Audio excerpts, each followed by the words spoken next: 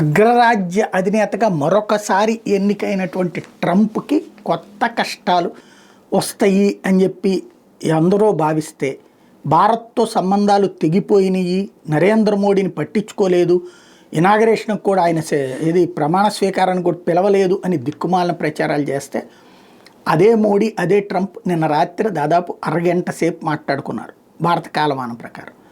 Modi phone చేయడం Trump ఘనంగా, Trump తన ట్విట్టర్లో తనే మెన్షన్ చేసుకొచ్చాడు, తన ట్రూత్ అనే తనకు సంబంధించినటువంటి ప్లాట్ఫామ్లోనే పెడుతుంటాడు, ఆయన సొంత సంస్థది దాంట్లో పెడతా ఉంటాడు. అందులో నరేంద్ర మోడీని అమెరికాకి రమ్మన్నాడు. వచ్చే నెలలో నరేంద్ర మోడీ అమెరికాకి వెళ్ళబోతున్నారు, ఇద్దరూ కూర్చోబోతున్నారు. తద్వారా ట్రంప్ రాగానే భారత ప్రధానమంత్రితో భేటీ కావాలనుకోవడం అన్నటువంటిది కీలకమైనటువంటి అంశం.